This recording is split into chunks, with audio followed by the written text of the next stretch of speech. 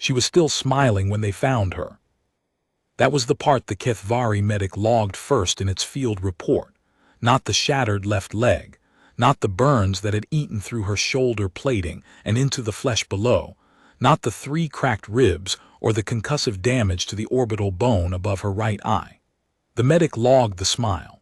It noted the expression as a probable neurological symptom of oxygen deprivation or shock. It noted that the expression did not leave her face when they moved her. It noted, in the clipped notation of its species, that the expression persisted, unmodified, as she regained consciousness and looked directly at the Kethvari recovery team standing over her on the burned slope of what had been Hill 7, Sector 9. On the world the humans called Reth's Landing, and the Kethvari called nothing at all, because they had not intended to stay long enough to name it. Her name was Sergeant Myra Ashen. She was 26 years old. She had green eyes, brown skin the color of river clay, and a jawline that her mother used to say was designed for stubbornness. She had a busted leg, a chunk of shrapnel the size of a thumb lodged between 2 ribs, and she had been left behind when the 3rd Battalion's rear guard collapsed under the Kethvari 5th wave push, and the transports had to lift or die. She had been conscious for the last 4 hours. She had used 2 of those hours to drag herself into the lee of an overturned APC. She had used one of the remaining hours to splint her leg with a broken antenna strut and what remained of her field pack's frame. She had used the last hour to do something the Kethvari field medic would not understand for another 6 days. She had organized what she still had, cataloged what still worked, and decided that she was not finished yet. The smile was not shock. The smile was not neurological damage. The smile was something else entirely. The Kethvari did not take prisoners on principle. Their war doctrine, developed over 900 years of continuous interspecies conflict, was built around the concept of clean severance. You removed the adversary from the equation as efficiently as possible. You moved on. You did not incur the logistical burden of processing captives. They had never found a reason to revise this doctrine. Every species they had encountered either fled before first contact or was extinguished within 2 standard cycles. The Kethvari had not had a prisoner to process in 400 years. They took Myra Ashen because of the smile. Field Commander Seth Mara, 3,000 years old by human count, the color of old iron, with eyes like chips of pale amber set in a face that had no symmetry to it, no bilateral echo, no paired features, just a stacked arrangement of sensory organs that made it look, to human eyes, like something assembled from leftover parts, stood over the human and studied her for 11 seconds. Then it issued the order. Its junior officers did not question the order aloud. They were Kethvari. They did not question anything aloud. But 3 of them transmitted, on encrypted personal channels, the same single-character symbol that translated roughly as Y. Seth Mara did not respond to the transmissions. It watched the human medic's hands as they began treating the human's wounds with her own remaining kit. She had, apparently, not waited for them to start, and it tried to identify the thing it was looking at. It had studied humans for 11 years. It had reviewed 74 years of Kethvari xenological files on the species. It had fought them on 6 worlds, watched them run when run was rational and stand when standing was suicide and die in ways that served no strategic purpose it could identify. It had, 3 years ago on the world humans called Daro, watched a human soldier stand in open ground to draw fire so that 4 other humans could retreat, and it had calculated the probability that the soldier had accurately assessed the tactical situation and made a rational sacrifice, and the probability had been negligible, and this had troubled Seth Mara in a way it had no vocabulary for. The human on the slope was smiling. She had a shattered leg and shrapnel in her chest, and she was smiling, and the smile was not a performance.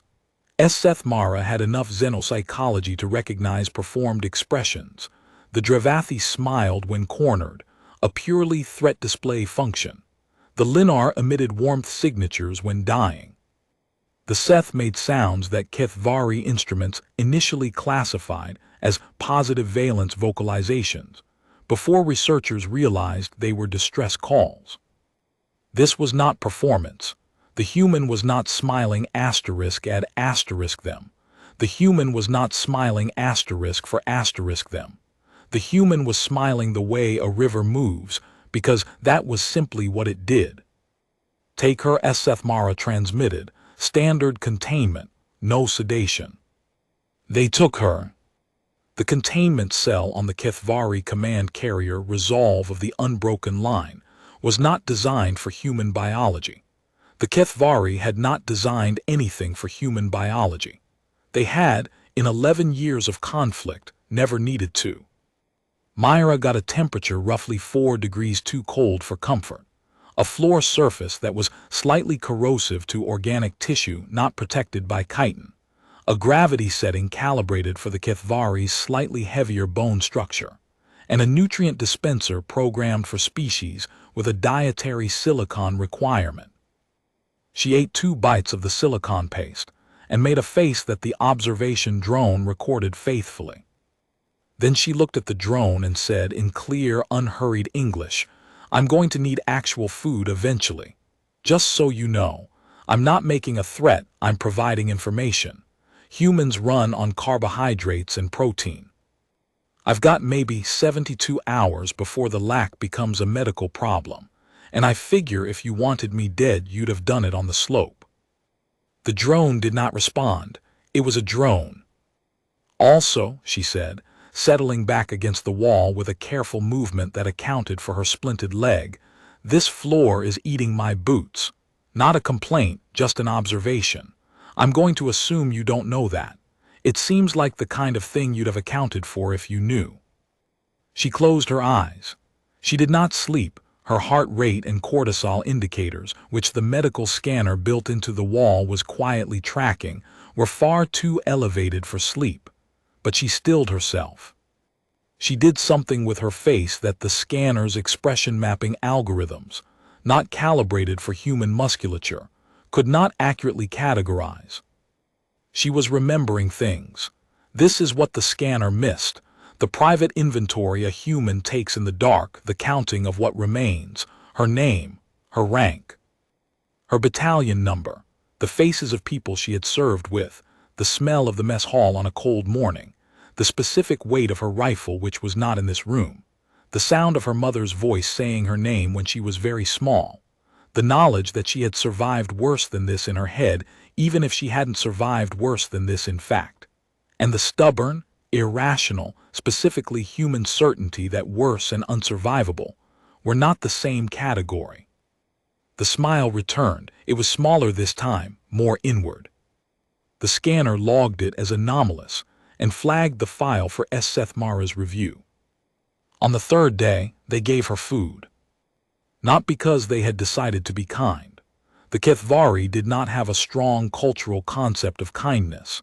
They had asterisk function and non-function asterisk efficiency and waste. Sethmara reviewed the scan data and determined that allowing the human's nutrition to fail would eliminate the variable it was trying to study.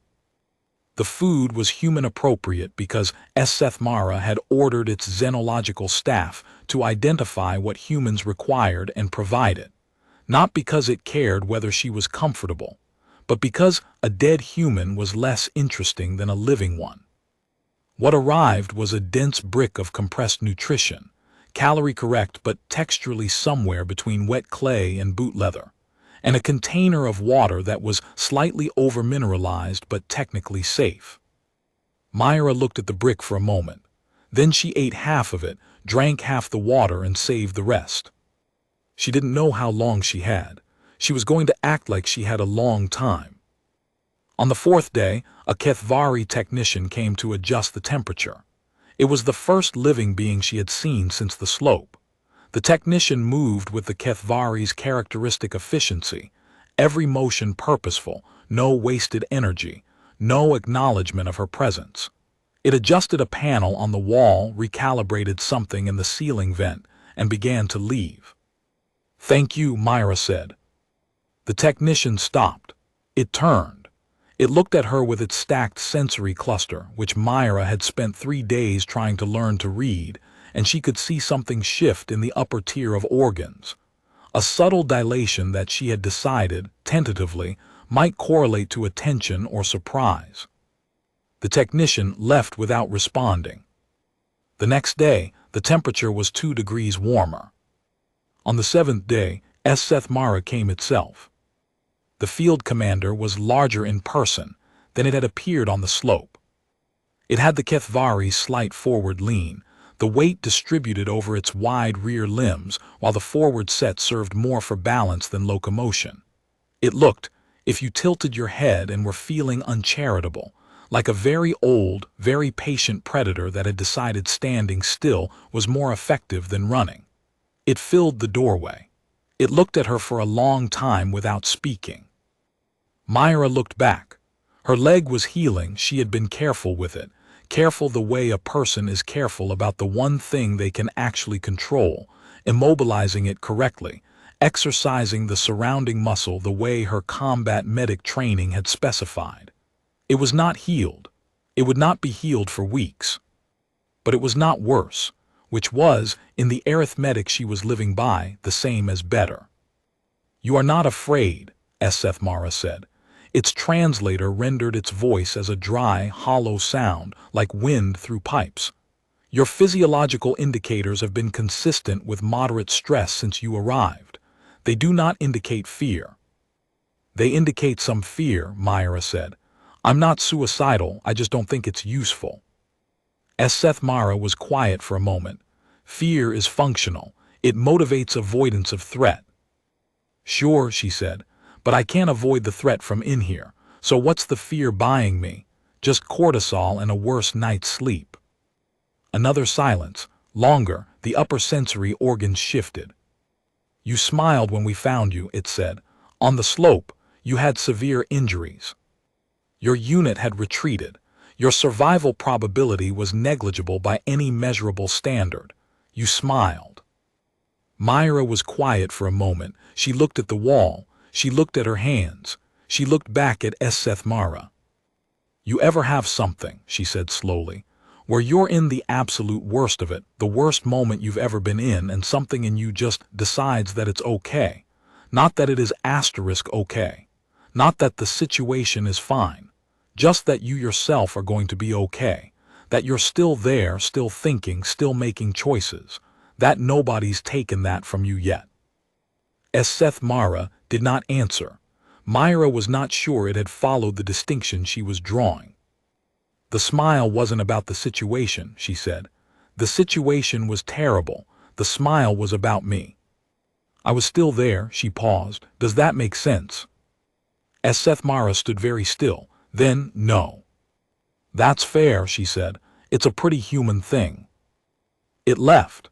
She stared at the ceiling and added that conversation to the inventory she was building in her head, the map of what she was dealing with, the gradual understanding of a thing she was going to need to understand completely before she could figure out what to do next.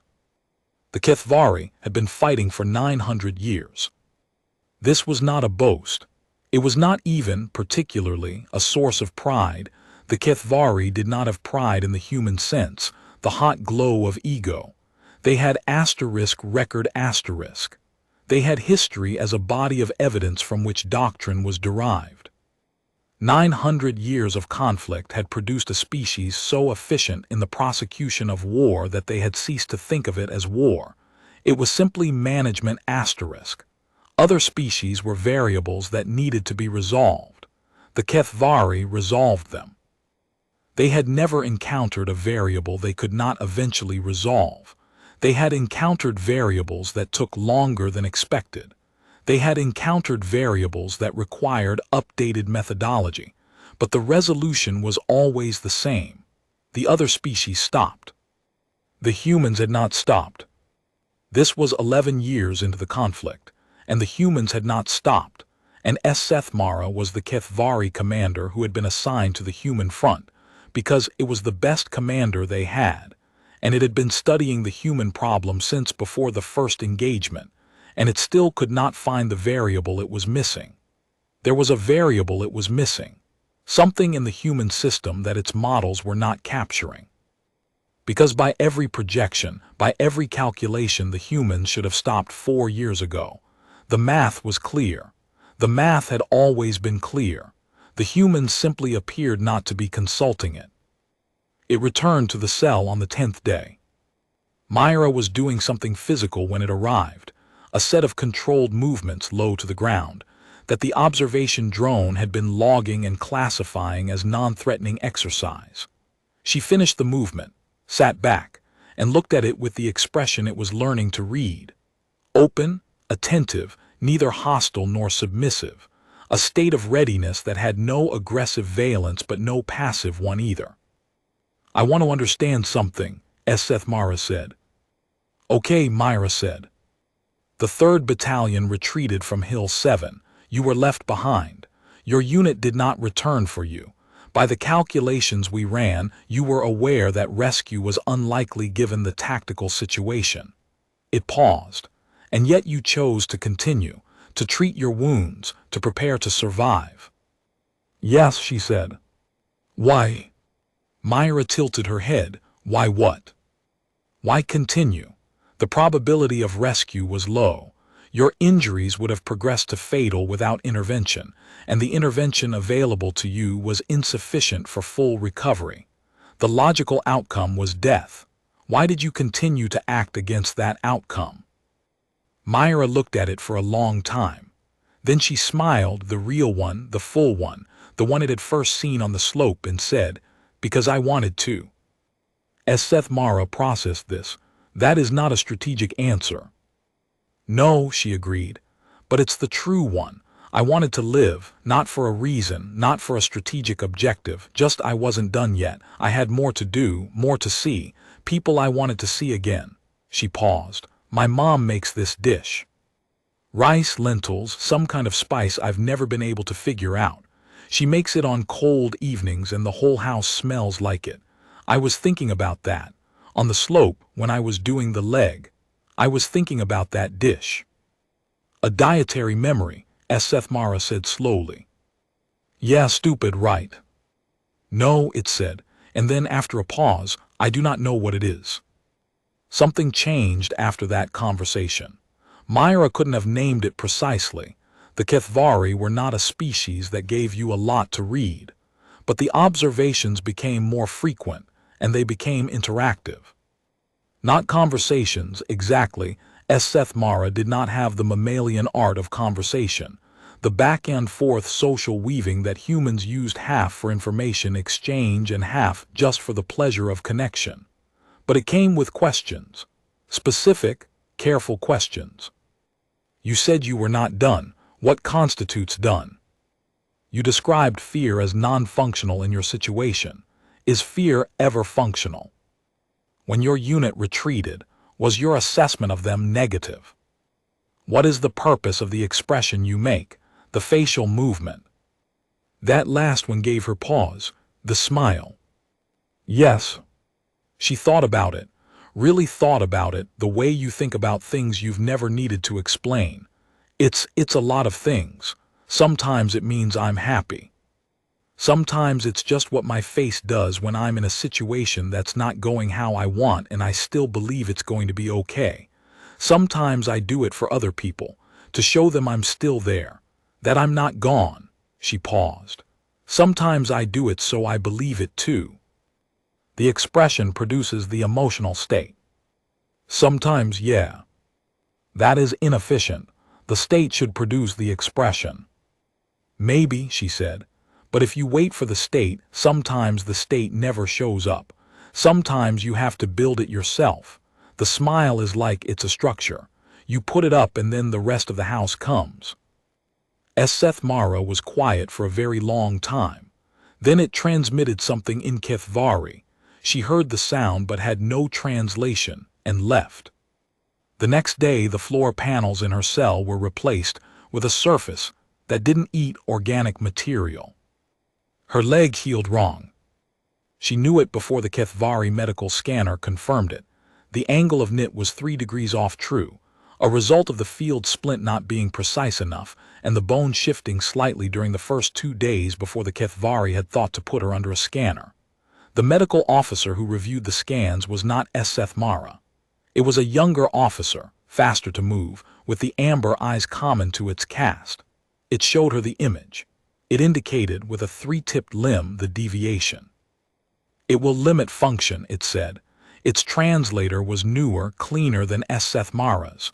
You will walk with difficulty. Combat function may be permanently impaired. Myra looked at the scan. She looked at the deviation. She thought about it. Can it be broken and reset? She said. The medical officer stared at her. That would cause significant pain. Yes, she agreed, but then it would heal right. She looked at the image again. Let's do that. The medical officer transmitted something she couldn't hear. She assumed it went to Seth Mara. Half an hour later, Seth Mara appeared in the medical bay. It looked at her, she looked at it. You are requesting a painful procedure in order to ensure better function, it said. Yes. This is consistent with your other behavior, it said. You cause yourself current harm to prevent future limitation. I cause myself manageable current harm to prevent greater future limitation, she corrected. There's a difference.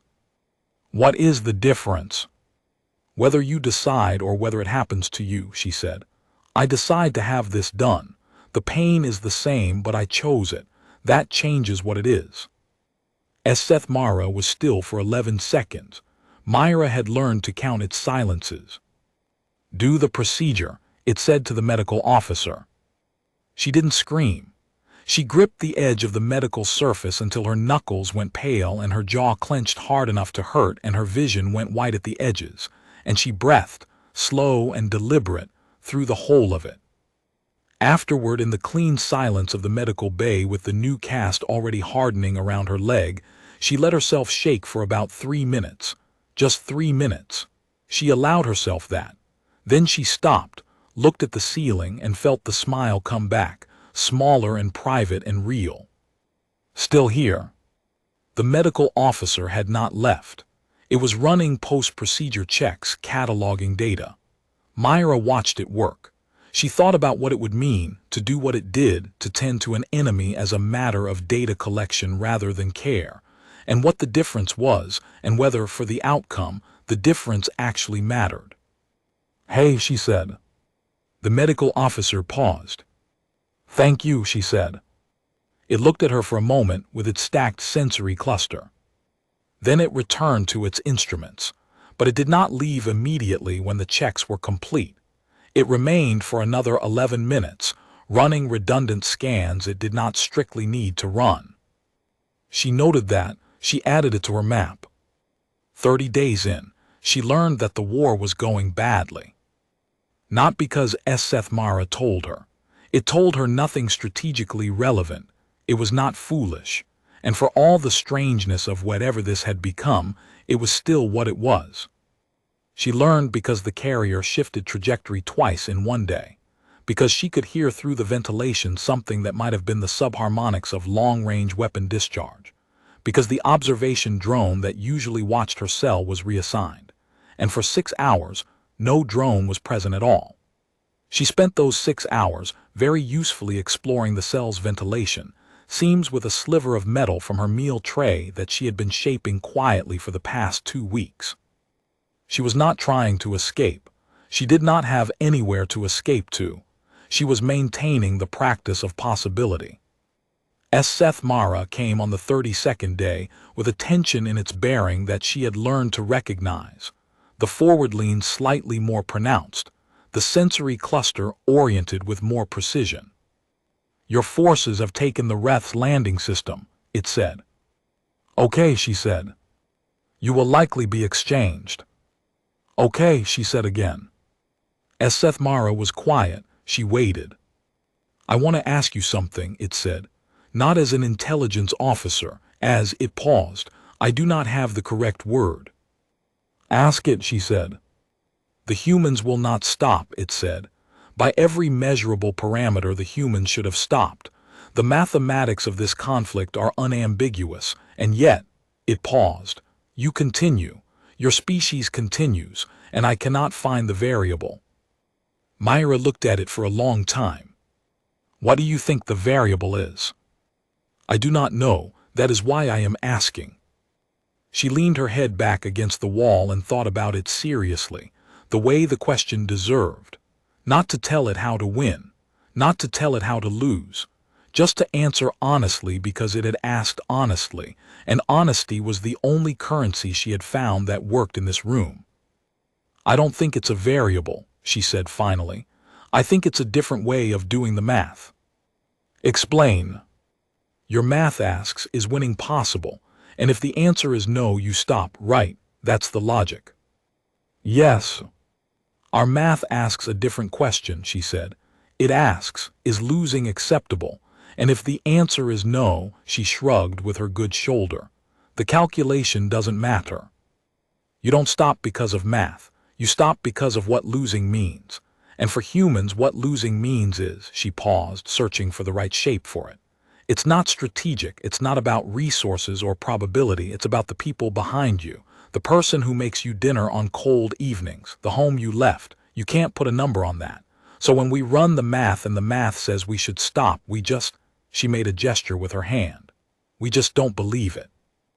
We believe in the thing behind us more than we believe in the numbers in front of us. As Seth Mara was still, very still. That is not rational, it said. No, she agreed, it really isn't. It should not work. I know. And yet, she agreed. The silence stretched. Outside, somewhere in the metal bones of the ship, something vibrated, a weapons test, maybe, or a drive adjustment. The carrier was preparing to move. I have studied your species for 11 years, Seth Mara said. I have not found a way to model this. You can't model it, Myra said, not unkindly. You'd have to feel it, and you'd have to have something that matters more to you than winning. Do you have that? Another silence, longer than the others. I do not know, it said. The exchange happened on the 38th day. They brought her out through the carrier's mid-level corridor. 2 guards, the medical officer who had reset her leg following at a distance for reasons Myra had decided not to examine too closely. Her leg was in a walking cast now, the Kethvari's version of one denser material than she was used to, slightly wrong temperature but functional. She walked with a cane that one of the guards had produced without being asked, which had been a small surprise. As Seth Mara met her at the transit bay. It stood at the edge of the bay's pressure threshold, beyond which the atmosphere became a mix designed to match the exchange vessel's environment. It had the bearing of someone who had prepared for this encounter and still found it insufficient preparation. She recognized that. She had it too. Your forces will conduct this exchange under the standard protocols, it said. You will be returned without harm beyond existing injuries. I know, she said. Thank you. I did not act from a motivation of care, it said precisely. I know that too, she said. I'm still saying thank you, that's how I work. It looked at her. She looked at it. The upper sensory cluster was doing the dilation thing she had decided meant attention or surprise, and she thought, not for the first time, that 11 years of studying humans and 11 years of Kethvari fighting humans and nobody on either side had thought to do what had happened in the cell for 38 days, which was just talk, ask questions, sit in the same room and try to understand. The smile, as Seth Mara said, you said it is a structure, that you build the feeling by making the expression. Sometimes, she said. I attempted this, it said. I do not have the musculature for your expression, but I found an analogous internal state, a deliberate arrangement, a decision that a thing would be acceptable before the evidence that it was acceptable had arrived. Myra was very still. Did it work, she said. It produced a state consistent with forward orientation. it said. Reduced paralysis in the face of uncertain probability. She felt something warm move through her chest. She thought about the rice dish. She thought about her mother. She thought about a word her commanding officer used to use, unreasonable, which he always said when he meant it as a compliment. Yeah, she said, that's the one. She stepped through the threshold. The pressure difference caught her hair. Behind her she heard nothing.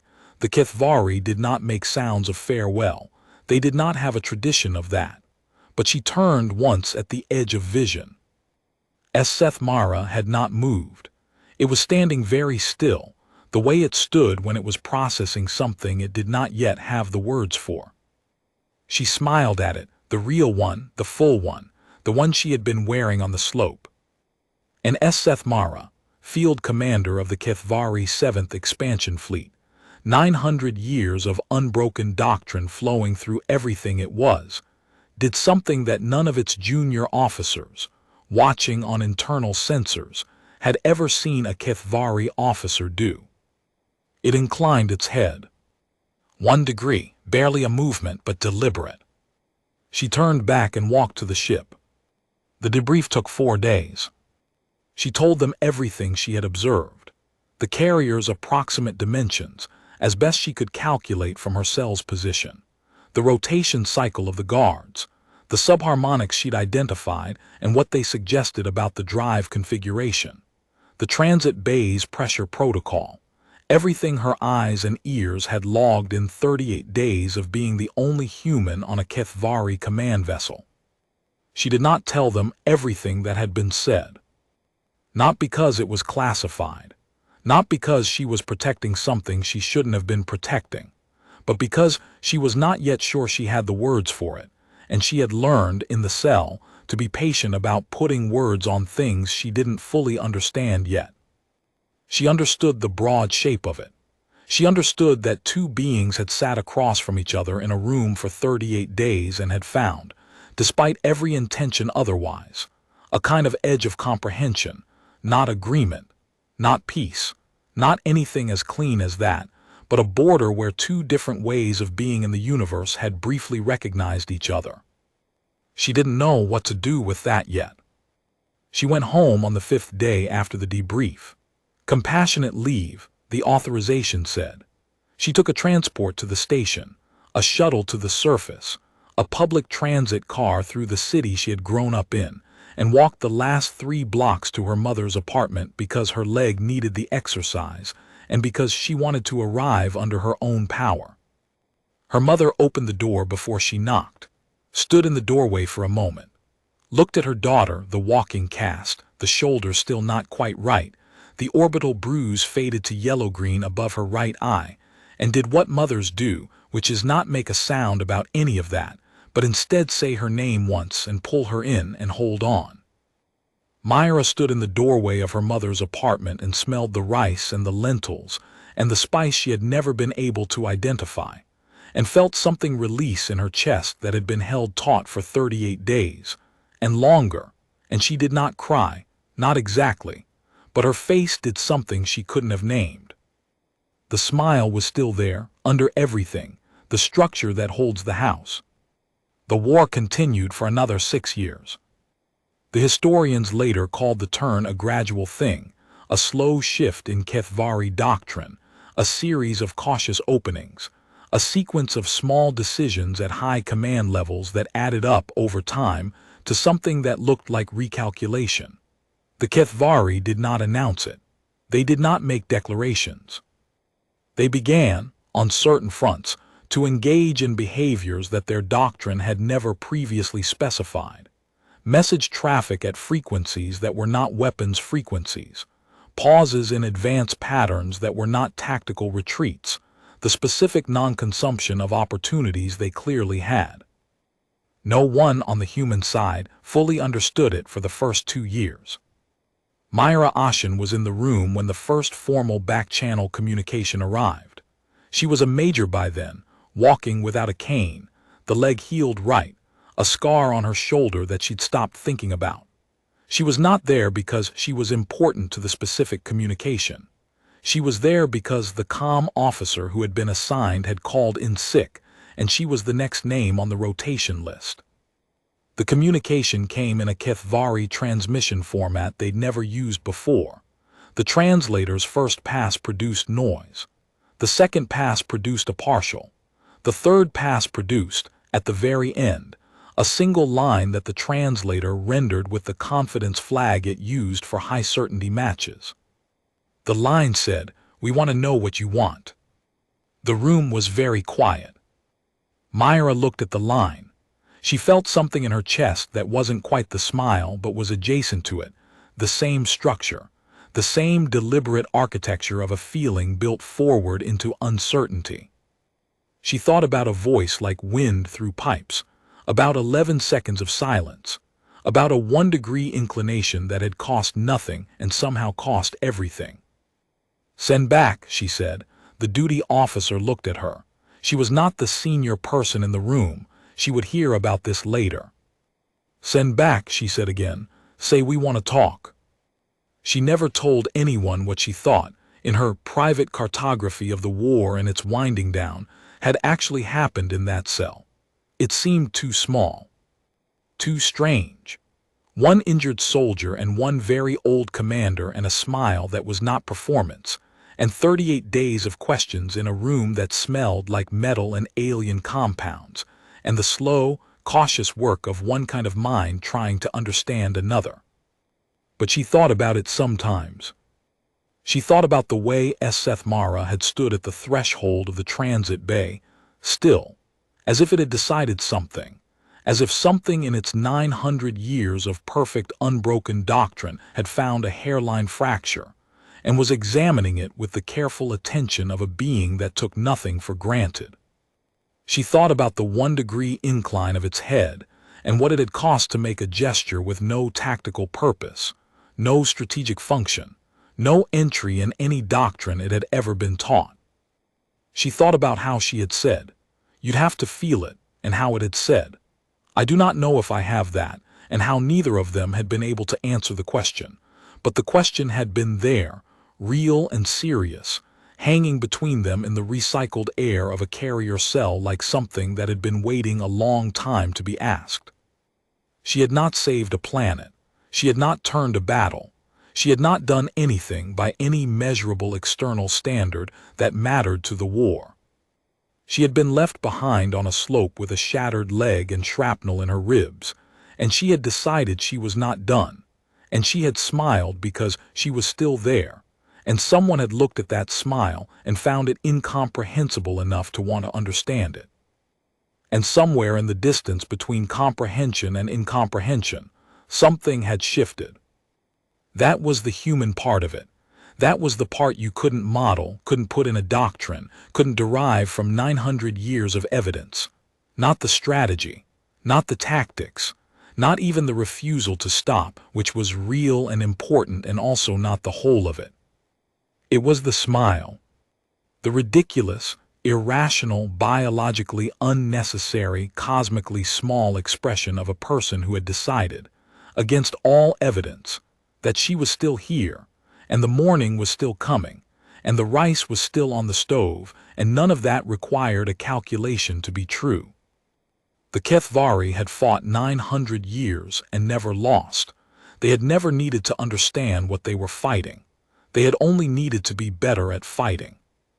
And then they met humans, who fought back not because the math said they could, but because the math had never been the point, who hurt themselves deliberately so they'd heal better, who said thank you to people who weren't being kind, who looked at their captors and built a map, careful and patient and thorough, and added everything to the inventory, and decided what they still had, who smiled at the worst moment on the worst slope of the worst day of their lives, because they were still there, and that was enough. It wasn't a weapon. It wasn't a strategy.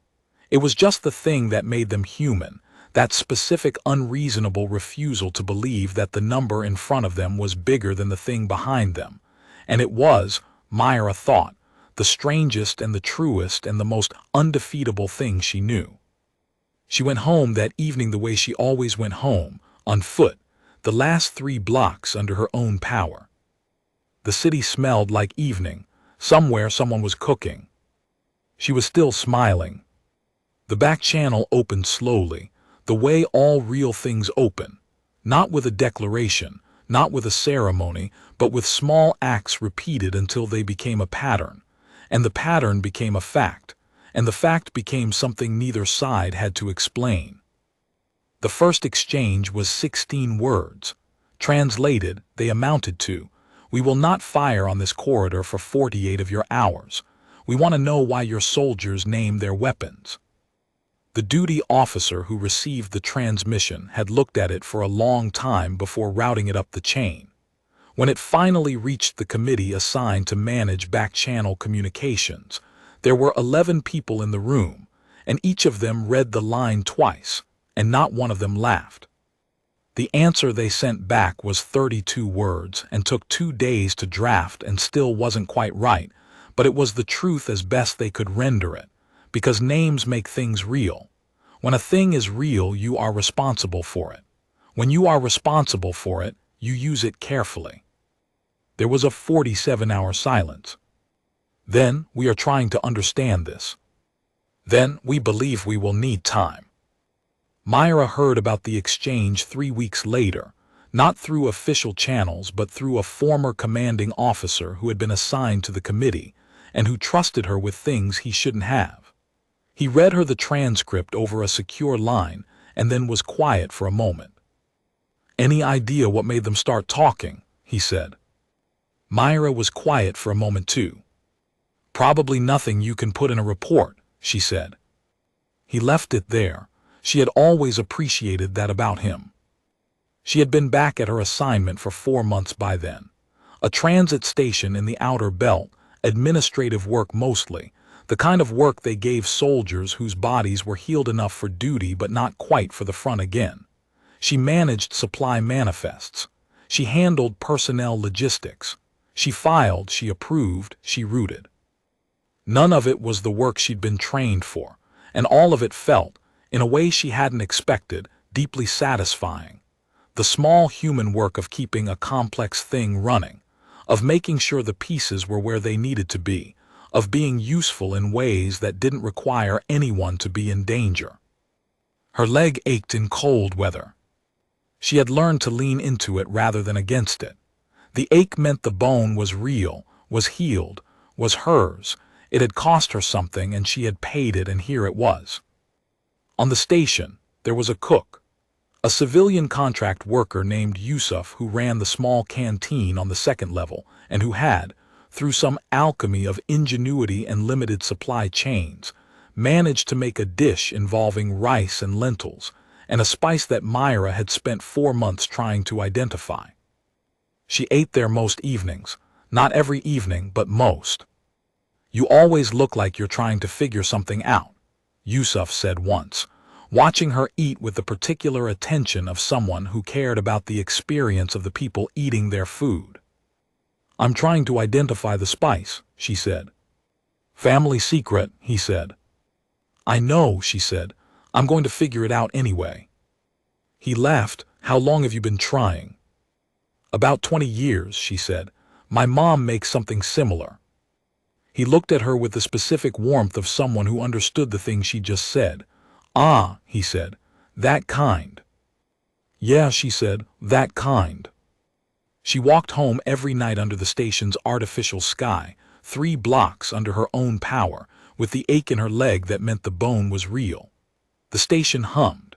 Somewhere in the outer hull, the stars were where they always were, indifferent and enormous and exactly where they'd always been, which was a kind of constancy she'd learned, in 38 days in a cold cell, to find comforting rather than cold.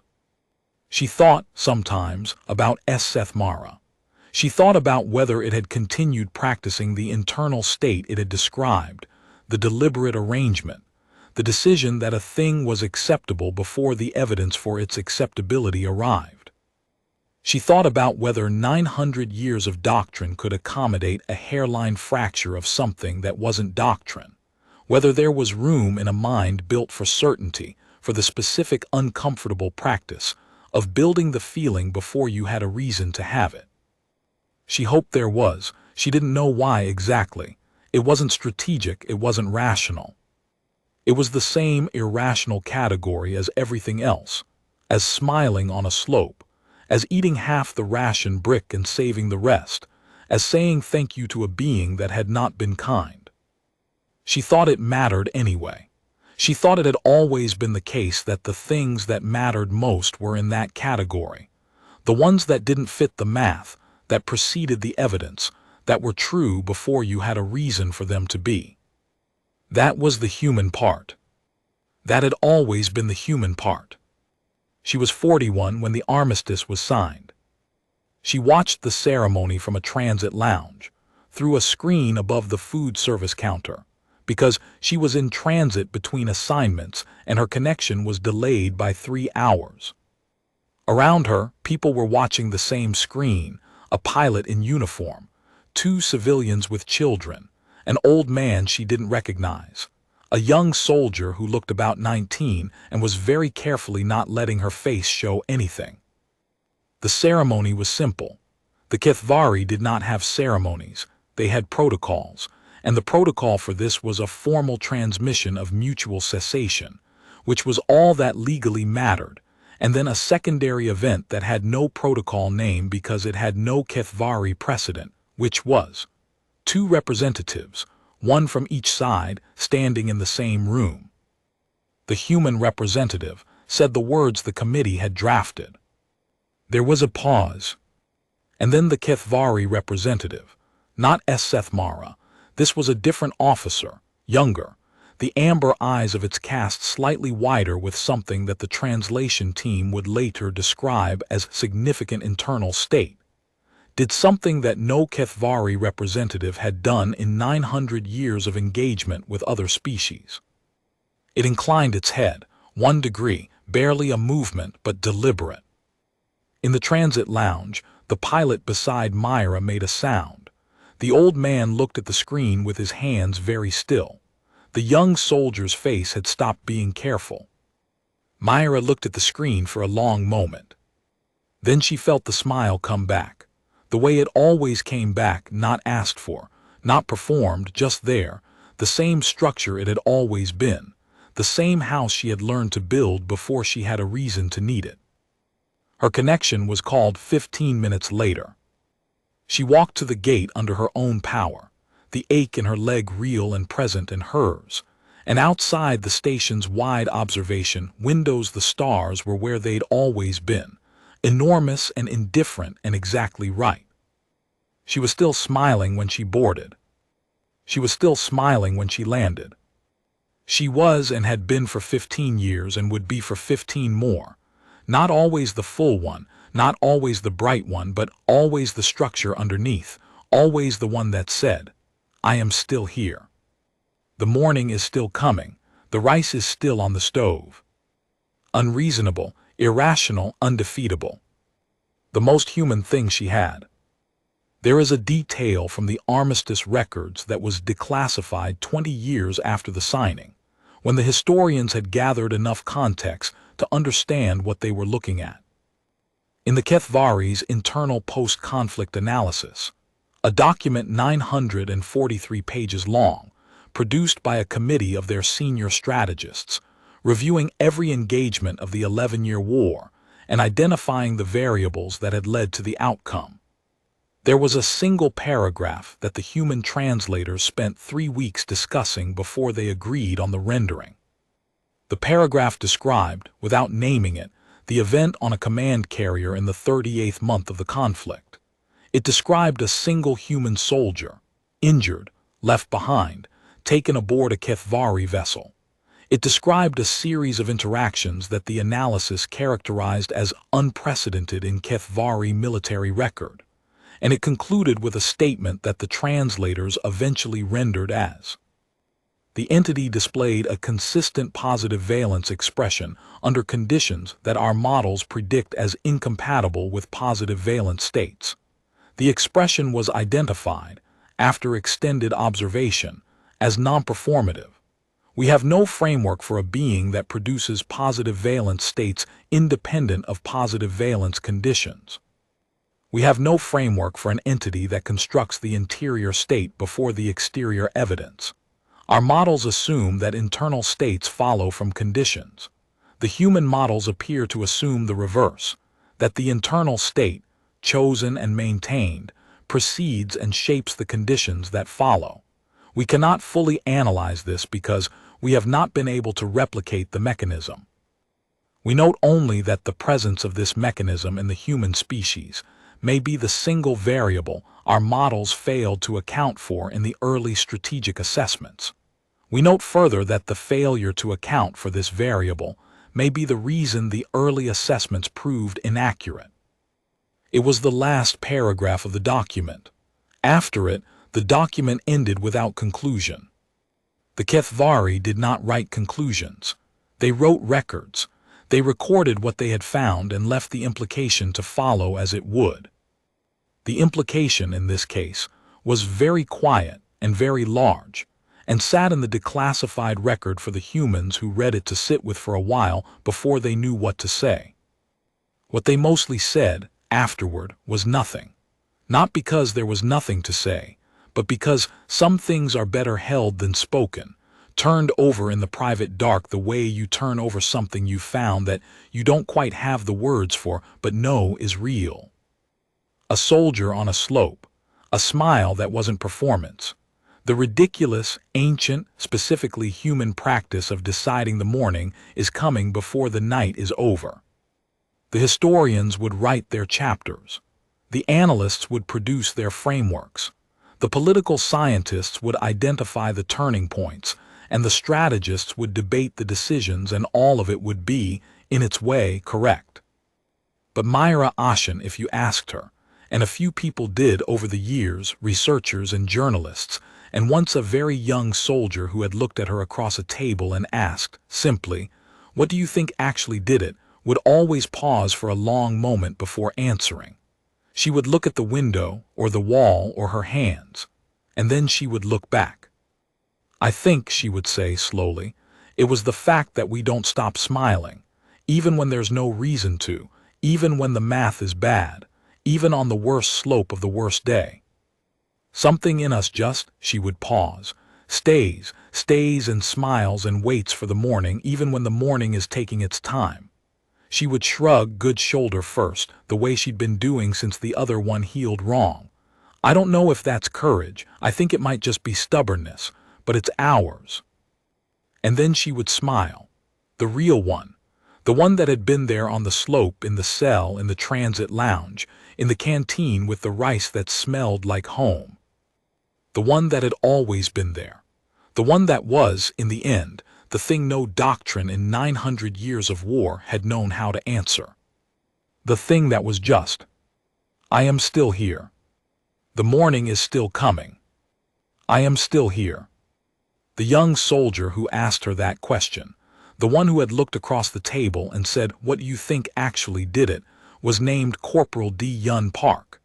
She was 23 years old and had the look of someone who had been carrying a question for longer than she'd admitted to anyone. Her eyes were very steady, which Myra recognized.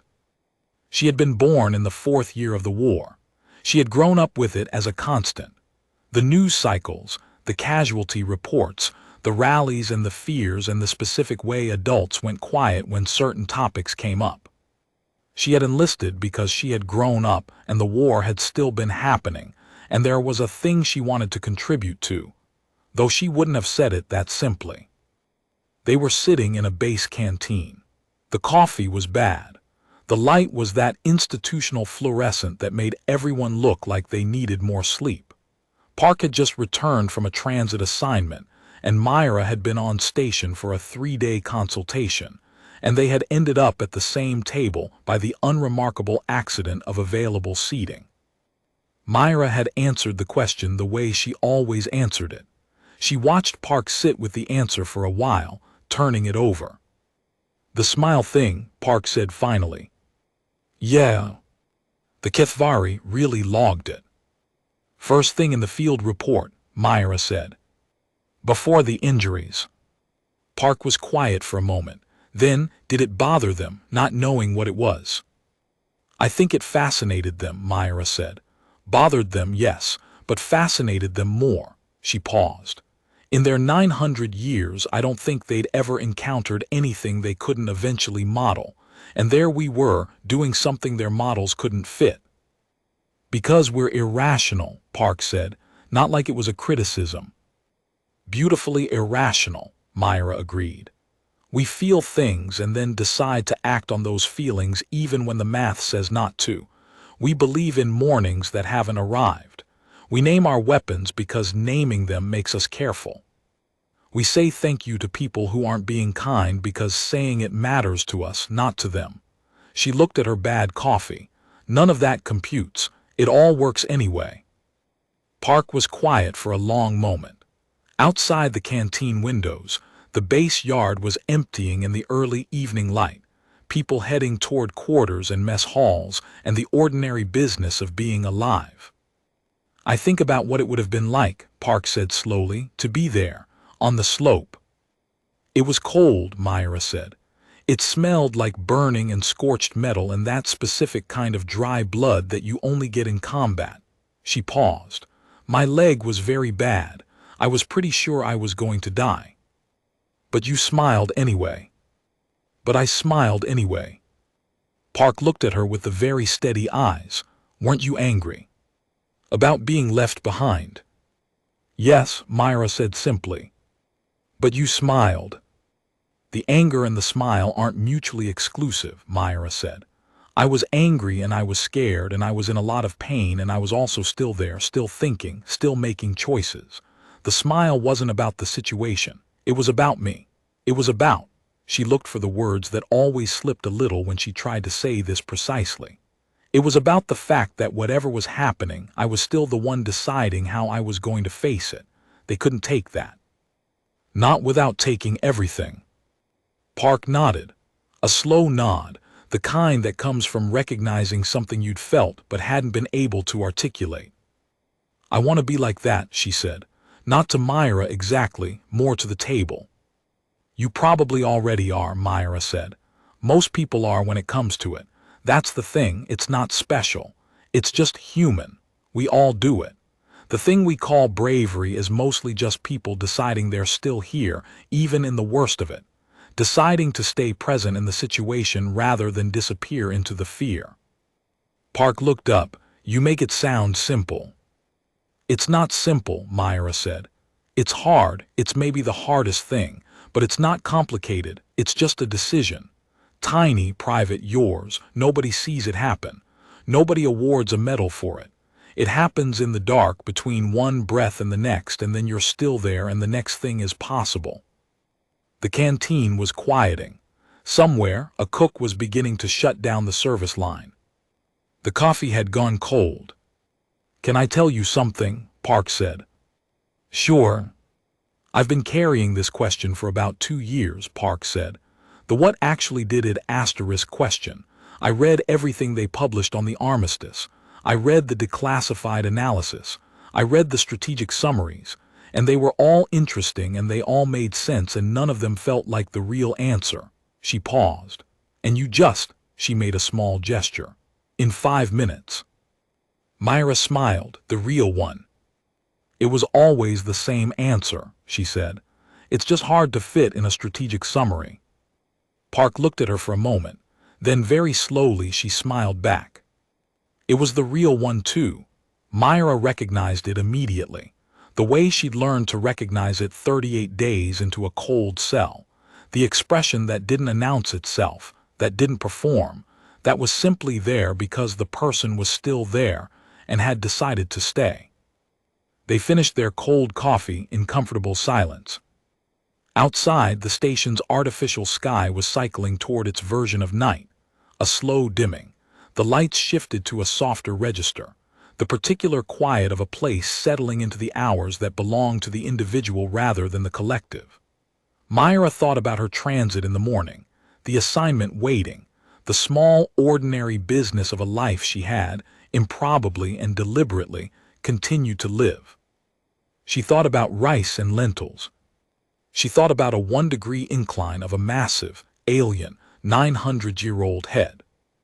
She thought about a floor that had been replaced when someone noticed it was damaging her boots, a small adjustment that had required no words, and how that small wordless adjustment had told her something important about the nature of the thing she was dealing with, about the crack that was already forming in 900 years of doctrine, about the way a being that had never been moved by anything was beginning, quietly, to be moved. She thought about a line from the HFY analysis, the one the translators had spent 3 weeks arguing over. We cannot fully analyze this because we have not been able to replicate the mechanism. They couldn't replicate it because you couldn't engineer it. You couldn't build it from doctrine.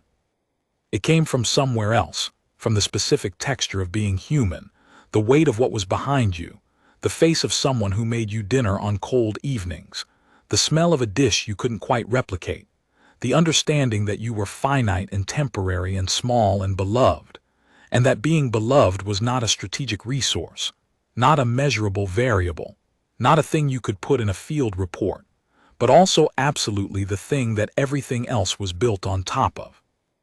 The morning always came, because someone believed it would come before it got there. That was the mechanism. That had always been the mechanism.